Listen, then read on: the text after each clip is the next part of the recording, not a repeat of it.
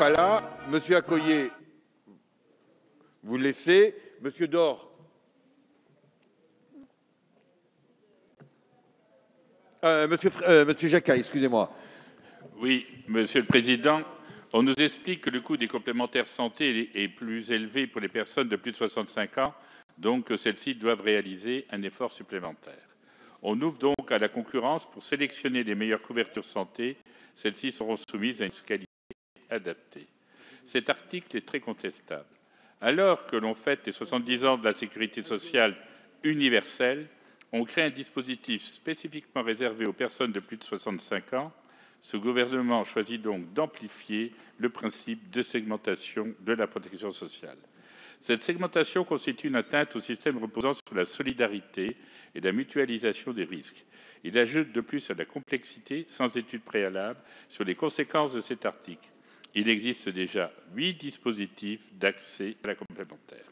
Pourquoi il convient de supprimer cet article qui ne fait absolument pas l'objet d'un consensus. Une remise à plat des voies d'accès à la complémentaire santé, ainsi qu'une réponse universelle à la nécessité d'améliorer l'accès à la complémentaire santé des plus de 65 ans est nécessaire. Madame Fraisse.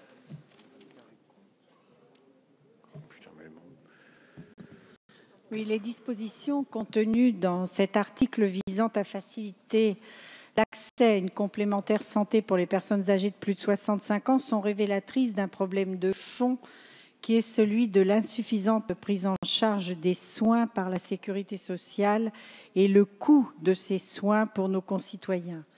Car force est de constater qu'aujourd'hui, de plus en plus de personnes accèdent aux soins selon leurs moyens et non plus seulement selon leurs besoins.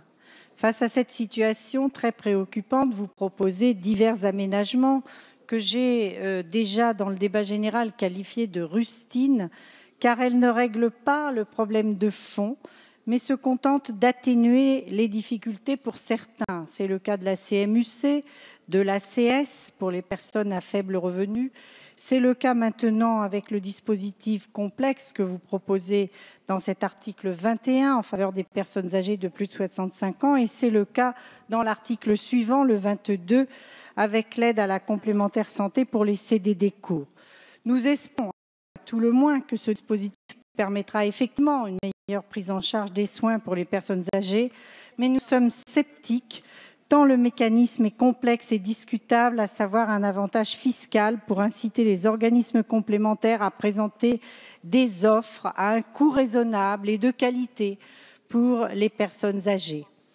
Vous vous inscrivez complètement dans les lois du marché avec cette procédure de mise en concurrence par le prix. Permettez-nous de douter de l'efficacité de ces mesures qui, encore une fois, ne saurait remplacer l'indispensable amélioration de prise en charge des soins par la sécurité sociale.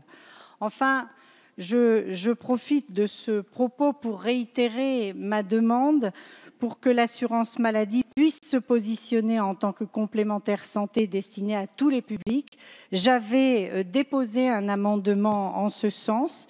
Il a été déclaré irrecevable et je m'en étonne parce que le même amendement avait été déposé l'an dernier par les soins et il était recevable ce jour-là. Ça donne aussi la mesure du caractère aléatoire de ces décisions. Merci, Madame Fraisse. Madame Carré-Comte. Oui, merci, Monsieur le Président. Quelques mots sur cet article. Moi, ce que je voudrais dire d'abord, c'est que je crois que qu'on en soit satisfait ou pas, il faut reconnaître que la situation de la protection sociale complémentaire a été profondément bouleversée par la mise en œuvre de la loi de sécurisation de l'emploi. On a choisi à ce moment-là, sous l'impulsion des partenaires sociaux, de généraliser la couverture complémentaire santé pour les salariés par le biais de l'entreprise.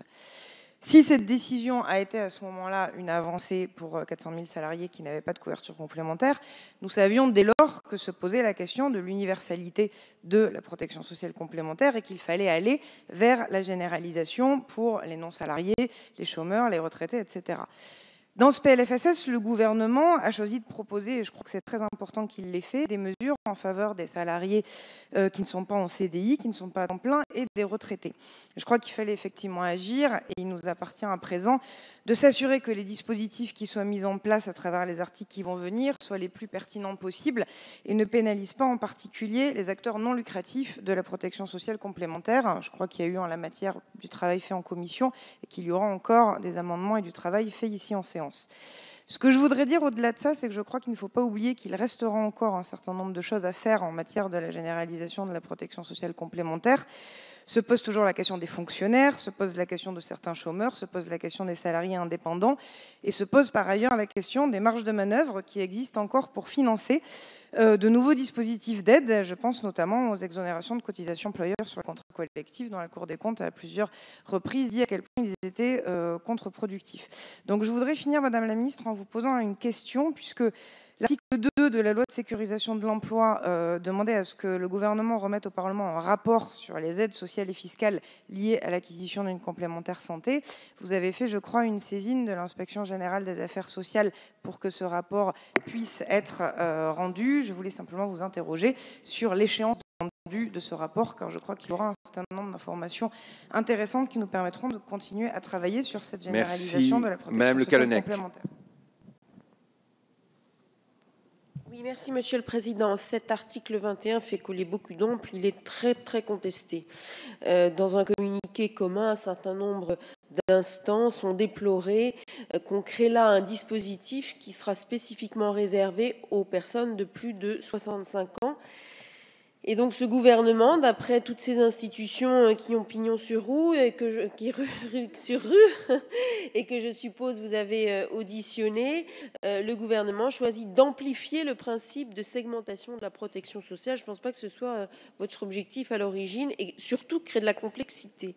Alors moi, je me pose une question. Pourquoi ce seuil des 65 ans? Parce que pas à la retraite à 65 ans. Alors pourquoi ce seuil des 65 ans? Je continue à me poser la question. Et deuxième question, pourquoi ne souhaite-t-on plutôt pas aider à l'acquisition des personnes? Alors admettons que ce soit le seuil des 65 ans. En fait, on aura aussi, enfin aurons-nous encore la liberté de choix? Est-ce que les plus de 65 ans auront encore la liberté de choix, vous savez, à laquelle on est très attaché? C'est une question qui se pose. Merci. Merci, Monsieur Vercamer. Oui, le groupe UDI ne peut que souscrire aux objectifs posés par cet article 21. D'ailleurs, je rappelle que nous avions voté, nous avions soutenu, pardon, voté, je ne suis pas sûr, soutenu lors de la loi du 14 juin 2013, celle qui était relative à la sécurisation de l'emploi, nous avions soutenu la généralisation de la complémentaire santé. Aussi, nous souscrivons à la volonté de donner la possibilité aux personnes de 65 ans d'accéder aux offres d'assurance complémentaire de santé. Néanmoins, derrière cette double attention se cachent de nombreuses difficultés coûteuses et dangereuses pour les assurés eux-mêmes. Le gouvernement, sur ce point, les propositions du gouvernement et ces difficultés ont été mises en lumière, notamment dès la commission par la rapporteure elle-même, qui a souligné que la prépondérance du critère prix était risquée. La couverture santé des personnes âgées et leur accès aux soins ne peut être réduit à une simple mise en concurrence. En segmentant l'offre, le système de mise en concurrence participe à la destruction des mécanismes de solidarité et de mutualisation sur lesquels sont fondées les mutuelles. C'est un système qui conduira à terme à une augmentation des cotisations pour les plus âgés, puisque la solidarité intergénérationnelle ne pourra plus s'exercer. C'est pour ça que nous sommes un peu perplexes sur ce dispositif. Merci, Monsieur Vercamer. Alors, l'amendement numéro 20, nous en venons à des amendements de suppression. L'amendement numéro 20 n'est pas défendu. Le 23, Monsieur Thian. Oui, merci, Monsieur le Président. C'est évidemment une suppression que nous proposons. En réalité, la méthode est tout à fait détestable et je crois que l'ensemble du monde mutualiste et les syndicats s'en offusquent. Une déclaration en juin 2015 de François Hollande qui annonce une mesure énigmatique pour les retraités, la généralisation de la la complémentaire santé à leur bénéfice. Bon, tout le monde s'étonne un peu. Donc, en principe, une étude doit être réalisée, une évaluation doit être réalisée. Et puis, le 7 octobre 2015, le ministère des Affaires sociales et santé chargé adressé à l'IGAS une lettre de mission demandant une remise à plat des dispositifs, alors qu'ils n'étaient même pas adoptés par le PLFSS. Donc je crois que l'ensemble des acteurs, évidemment, se révoltent devant cette méthode dont on ne comprend peu l'urgence, sinon peut-être de constituer un socle électoral au programme du président Hollande. Mais tout ça n'est pas vraiment très sérieux. Vous allez créer un dispositif d'appel spécifique réservé aux personnes de plus de 65 ans, et donc vous contribuez à amplifier déjà le principe de segmentation de la protection sociale. Il existe, ça a été rappelé tout à l'heure, déjà 8 dispositifs d'aide à la complémentarité santé, à la complémentaire santé, pardon. Et donc cette segmentation constitue un frein à la solidarité et à la mutualisation des risques entre les actifs et les inactifs. D'autre part, quand on parle d'appel d'offres sans en préciser les termes, on pense que l'ensemble de ceux qui vont répondre, les gros, les plus importants, répondront pour le plus bas possible. Donc l'analyse de qualité va se différencier avec le prix. Et donc souvent, ça sera une mutuelle peu chère qui sera proposée. Donc je pense qu'il fallait qu'une étude du système existe, qu'une étude d'impact s'imposait et qu'une concertation était totalement nécessaire. C'est le contraire auquel nous assistons malheureusement, et c'est pour ça que l'ensemble des acteurs, du monde mutualiste notamment, mais des syndicats, j'ai vu que les grands syndicats comme l'UNSA et la CFDT étaient absolument contre ce procédé, donc devrait nous amener à rejeter cet article. Merci. Le 421 n'est pas défendu. Le 524, M. Accoyer, vient d'être défendu.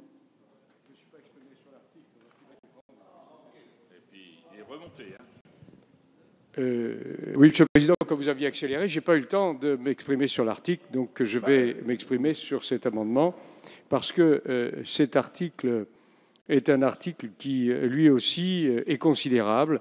C'est un article qui illustre le comportement d'apprentis sorciers sur la protection sociale, en l'occurrence la protection sociale complémentaire, qui est la pratique du gouvernement. Je voudrais d'abord commencer en démontrant à quel point le gouvernement est loin des réalités des employeurs et des entreprises. Madame le ministre, au 1er janvier 2016, les entreprises vont devoir mettre en place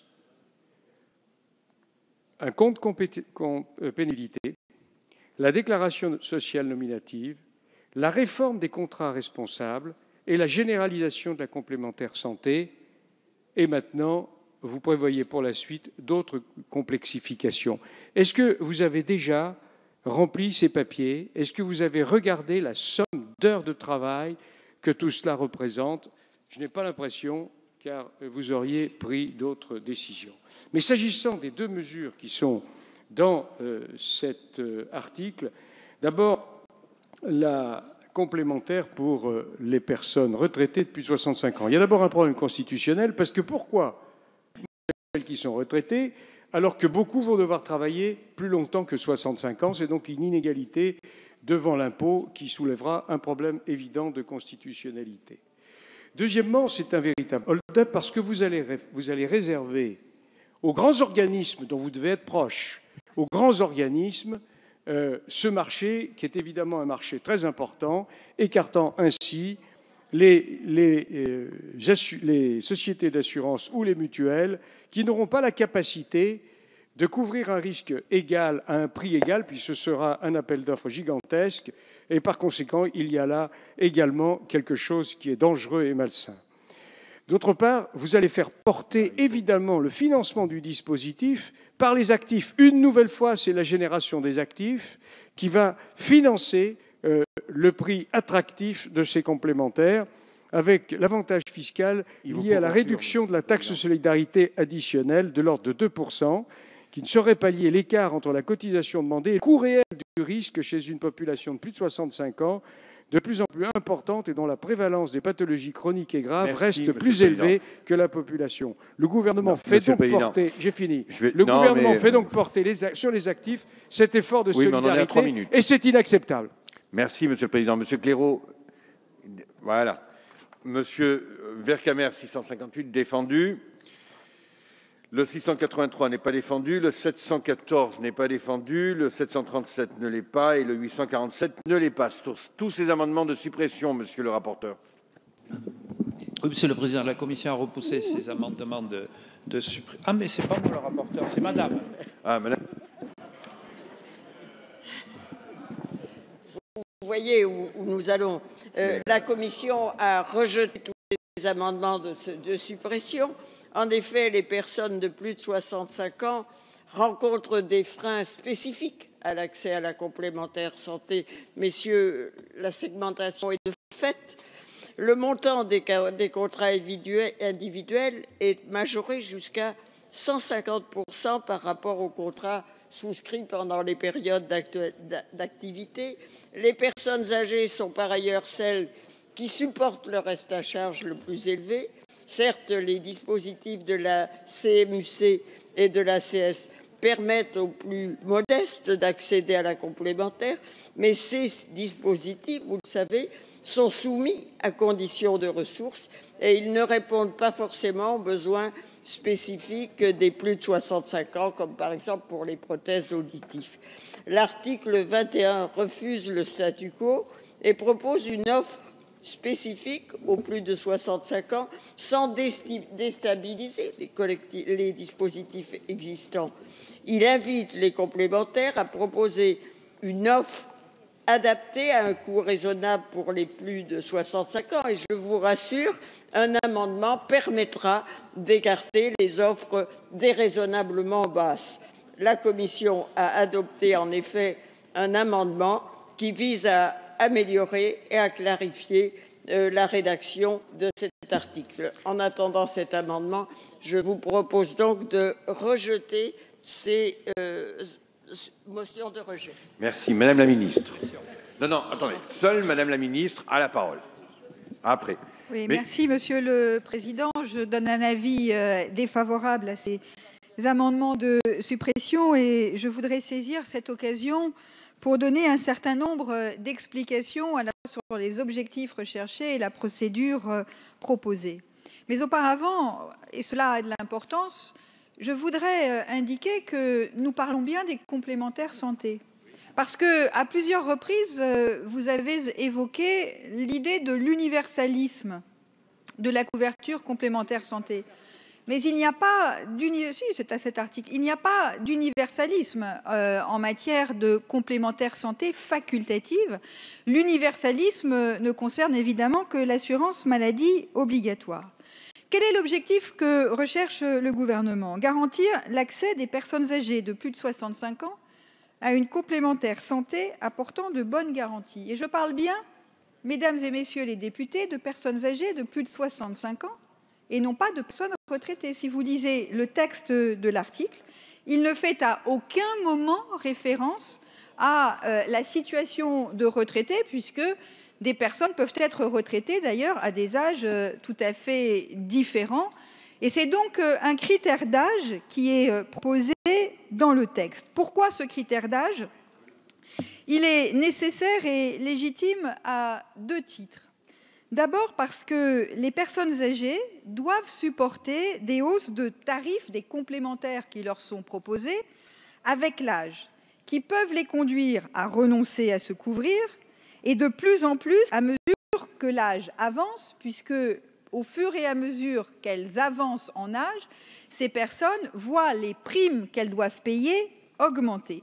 Cela amène certaines de ces personnes à renoncer à une complémentaire santé et on voit que le taux de renoncement à une complémentaire santé augmente avec l'âge et on en voit d'autres prendre des complémentaires, des couvertures qui sont mal adaptées à leurs besoins. Ça, c'est la première raison pour laquelle il nous paraît nécessaire de proposer un dispositif. La deuxième raison, c'est que, et c'est ce qui explique d'ailleurs que les primes augmentent avec l'âge, les besoins de santé et les dépenses de santé à la charge des personnes âgées augmentent, puisque évidemment, au fur et à mesure que l'on vieillit, on est confronté à des besoins de santé qui sont de plus en plus importants, certains besoins étant spécifiques et coûteux. Je pense par exemple aux audioprothèses, et certains d'entre vous m'ont spécifiquement, notamment M. Jacquat, interrogé sur ce point.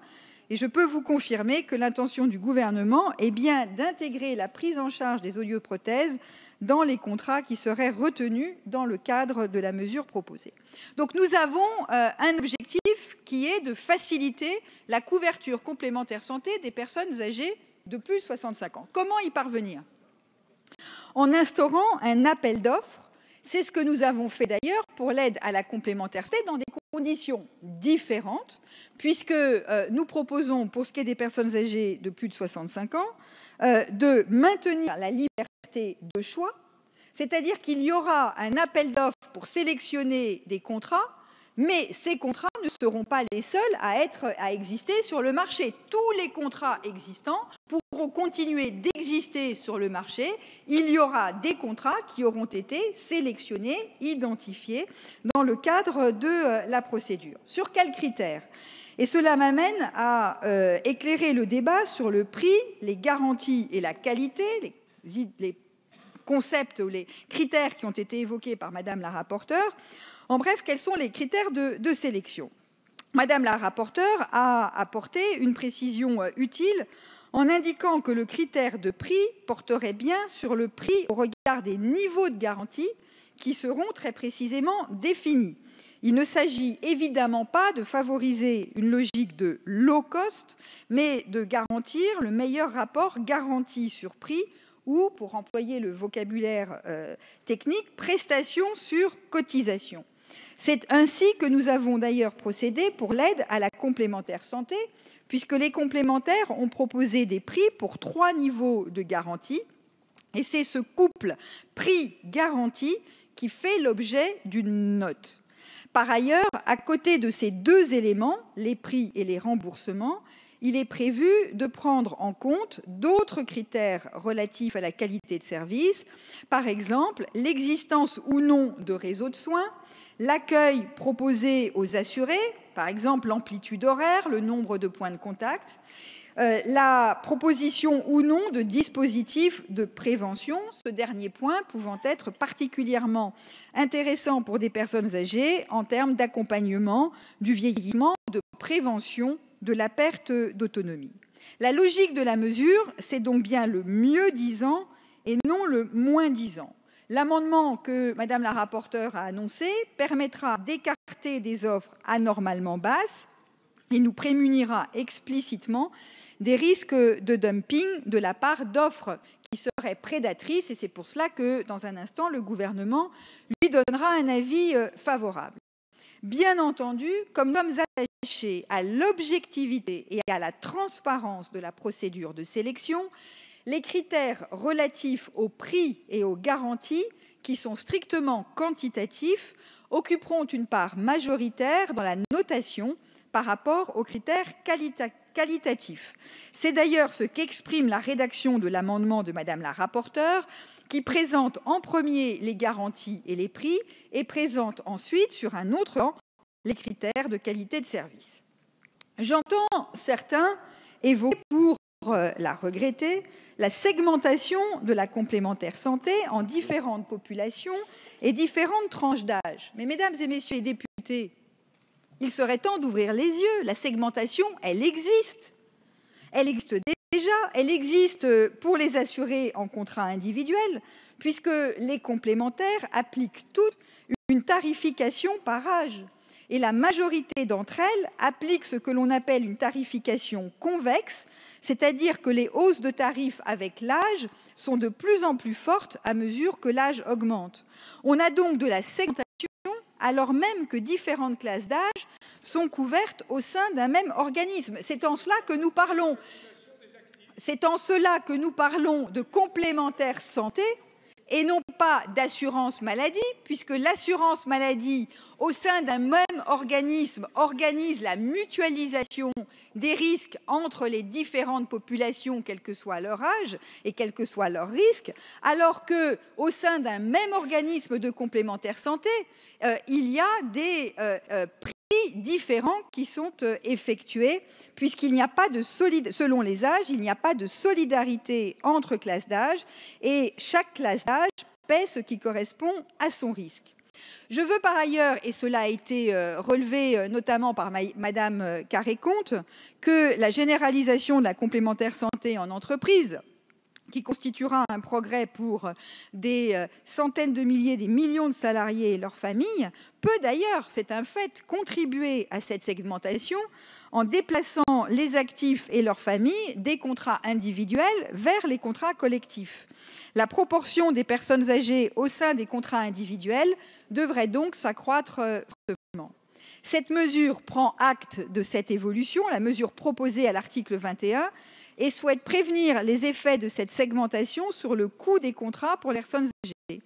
Nous attendons de cette mesure qu'elle conduise les organismes qui ont une politique de segmentation à faire un effort dans le cadre de la mise en concurrence afin d'améliorer le rapport garantie-prix pour les personnes âgées. Il est vrai que certains organismes complémentaires ont une pratique tarifaire qui refuse cette segmentation, avec des écarts de tarifs en tout cas plus limités entre classes d'âge.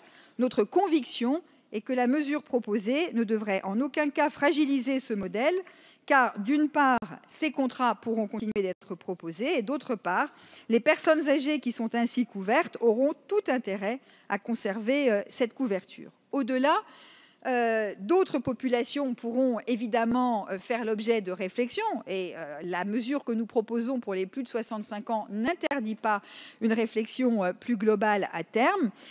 Nous avons effectivement saisi l'IGAS qui doit nous remettre au début de l'année 2016 un rapport qui doit nous proposer une refonte, mais à moyen terme, des différentes aides fiscales et sociales qui existent. Et donc, c'est le sens de la mesure qui est proposée par le gouvernement, le fondement juridique de la mesure, les différents dispositifs de sélection qui sont proposés.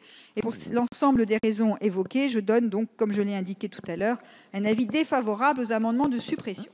Merci. J'ai une demande de Madame Le Callennec. Ce sera la seule, d'ailleurs. Tu veux demander ? Merci, Monsieur le Président. Merci, Madame la Ministre, de toutes ces explications très utiles. Par contre, je continue à avoir la même interrogation. Vous nous dites que le taux de renoncement augmente avec l'âge. Effectivement, on le constate. Et les prises en charge augmentent avec l'âge. En effet. Alors, pourquoi ce seuil de 65 ans ? Pourquoi ce seuil de 65 ans ? Ça, c'est la première question. La deuxième, vous nous avez rassuré en nous disant que la liberté resterait de mise, mais que les offres sélectionnées, c'est l'objet de l'amendement qui suit, bénéficieront d'un label, que les critères seront définis par décret, mais au final, qui jugera, puisque vous avez évoqué la qualité du service, la qualité de l'offre, qui va juger de cette qualité de l'offre ? Merci, Madame la Ministre. Je vais mettre aux voix maintenant les amendements de suppression 20 et suivants. Avis défavorable de la Commission et du Gouvernement. Qui est pour? Qui est contre? Ils sont repoussés. Nous en venons à l'amendement de la Commission, de Madame la rapporteure, le 64. C'est un amendement qui fera l'objet d'un sous-amendement. Cet amendement issu de la Commission propose plusieurs dispositions qui ont d'ailleurs déjà été en grande partie exposées, visant à améliorer et à clarifier la rédaction de l'article 21. 3 points.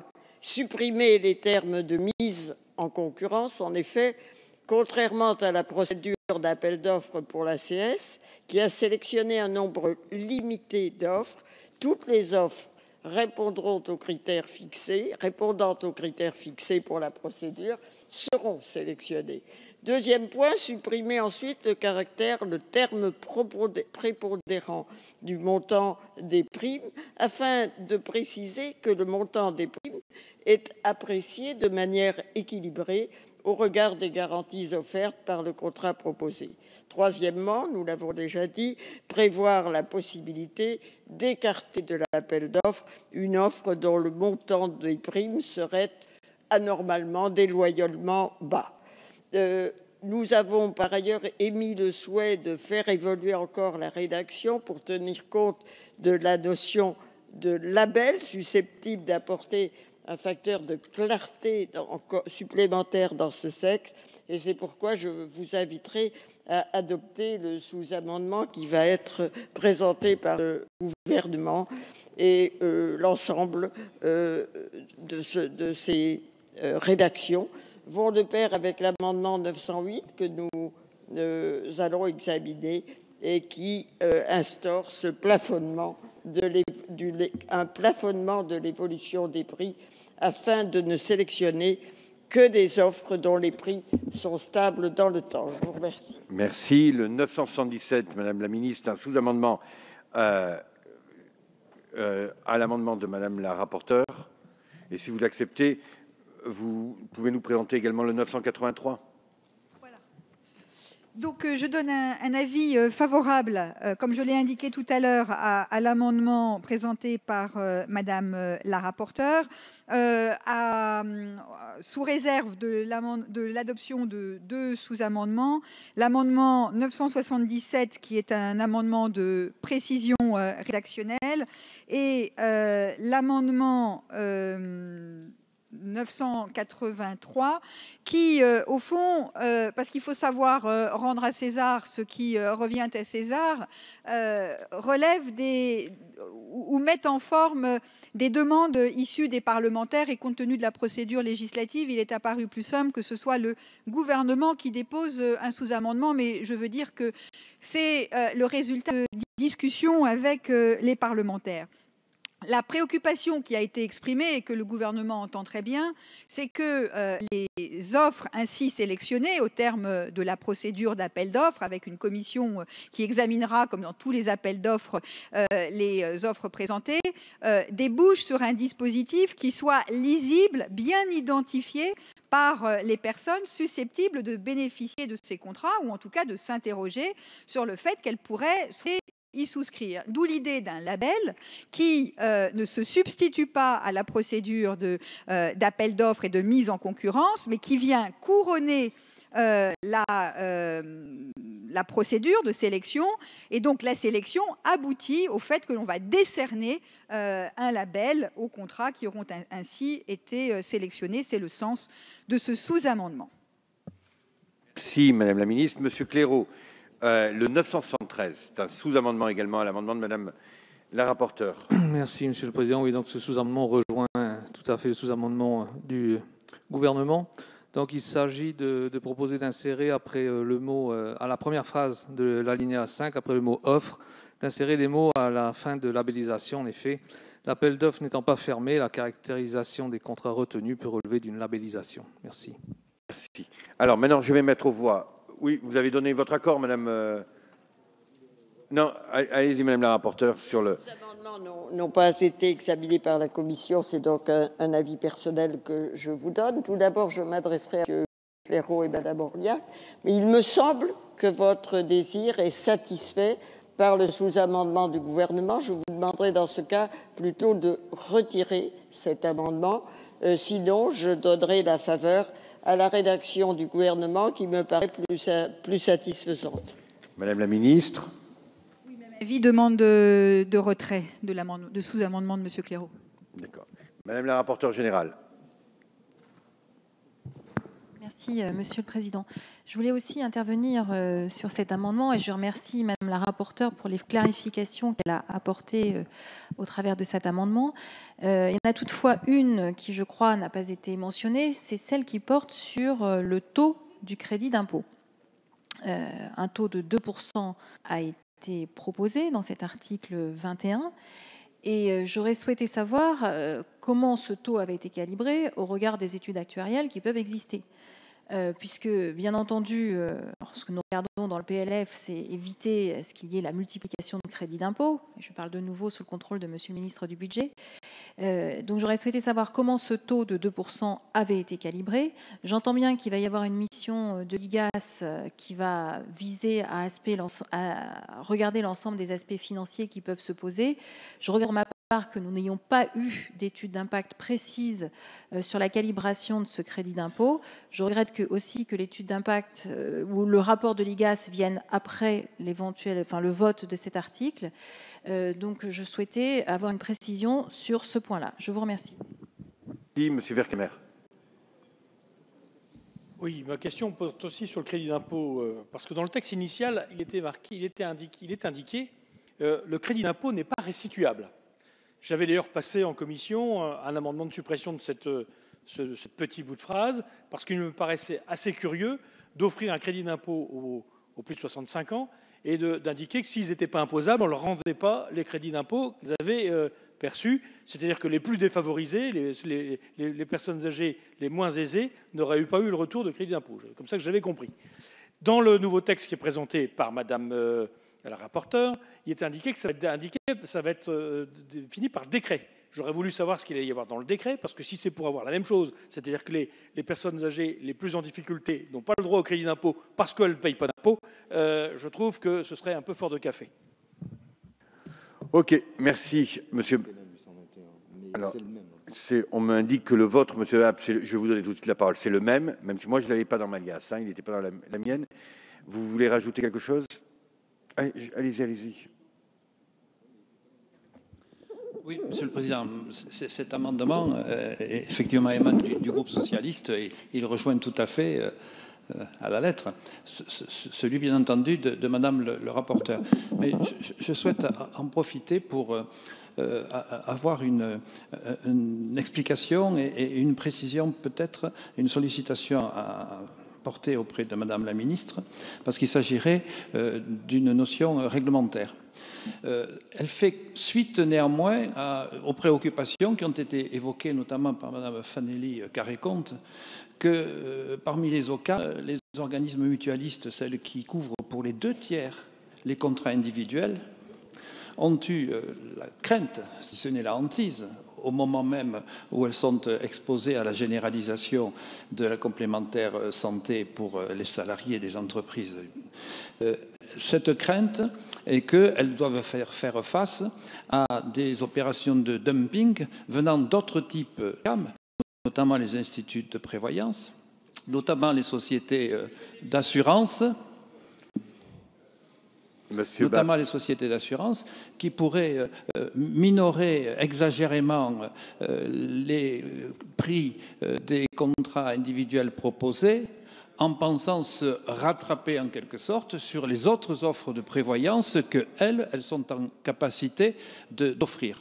Voilà pourquoi il est important que d'ores et déjà, Madame la Ministre, vous ayez répondu sur le fait que les offres les plus basses, low cost, seront écartées. Néanmoins, est-ce que dans la composition de la commission qui aura jugé des offres, après l'appel d'offres, est-ce qu'un organisme de type de la CPR, c'est-à-dire l'autorité de la concurrence prudentielle et de la résolution, puisse être présent? Cela éviterait l'objection que vous avez faite si des organismes représentants des OCAM y étaient introduits. Cela éviterait toute notion de conflit d'intérêts et peut-être, à certains égards, rassurerait ces organismes mutualistes. Merci, Monsieur Bapt. Alors, je vais mettre aux voix maintenant d'abord les sous-amendements. D'abord le 977 présenté par Madame la Ministre. Avis favorable de la Commission. Qui est pour? Qui est contre? Il est adopté. Le 913 de Monsieur Claireaux, mais vous l'avez... Je le mets aux voix. Vous voulez rajouter quelque chose? Je voulais le retirer au profit. Voilà, je voulais simplement répondre à Madame Delaunay qui s'est étonnée qu'on ait déposé donc, ce sous-amendement. C'est parce que nous l'avions déposé avant le gouvernement. Merci. Donc c'est pour ça que... Voilà. Donc merci, nous le retirons donc au profit de celui du gouvernement, bien sûr. Le 983 de Madame la Ministre, avis favorable de la Commission, c'est un sous-amendement qui est pour. Il est adopté. Et maintenant, nous votons les amendements identiques 64 et 821, 64 de Mme Delaunay, 821 de M. Bapt, qui est pour, qui est contre. Il est adopté avec ces amendements. Alors, la bonne nouvelle, c'est que ça fait tomber jusqu'au 908. J'espère que c'est significatif. Voilà. Jusqu'au 908 de Mme Delaunay. Et avant que Mme Delaunay ne s'exprime, je vais vous donner, mes chers collègues, une indication sur le nombre d'amendements qui restent. Il en reste, sans compter ceux qui viennent d'être tombés, mais qui doivent être, à mon avis, moins d'une dizaine, 594. Je crois que chacun aura compris qu'à part Madame la Ministre, nous devons tous faire preuve d'esprit de synthèse et de concision dans nos expressions. Je vais appliquer l'excellent règlement de M. Accoyer, c'est-à-dire un amendement pour, un amendement contre, et je demanderai à tout le monde, à commencer par Madame la rapporteure et aux autres orateurs, de bien vouloir limiter leurs interventions au temps qui est fixé, toujours dans le même règlement excellent de M. Accoyer. Donc, Madame la rapporteure, pour 2 minutes et pas davantage, le 908 rectifié. L'un des objectifs poursuivis par l'article 21 est de faire baisser le coût des contrats. Cet amendement vise à plafonner l'évolution du montant des primes des contrats sélectionnés Pendant toute la période couverte par l'appel d'offres, le taux de revalorisation des primes que nous avons retenu correspond à l'évolution annuelle de l'ONDAM, ce qui devrait représenter dans le contexte actuel une évolution très modérée des prix. Contrat tenu, Monsieur le Président. Madame Delaunay. Sur cet amendement, Madame la ministre. Favorable. Oui, j'avais vu. Monsieur Bapt, votre amendement, le 828, il est défendu. Madame la ministre, également favorable. Madame Delaunay, faisant chuter Monsieur Bapt, disons, de toute façon immédiate. Donc, je mets aux voix le 908 avis favorable. Pardon, Madame la ministre, excusez-moi. Non, mais avis favorable, je voudrais la parole juste après le vote. D'accord. 908 rectifié, avis favorable de Madame la ministre, qui est pour, qui est contre, il est adopté, et donc celui de Monsieur Bapt tombe.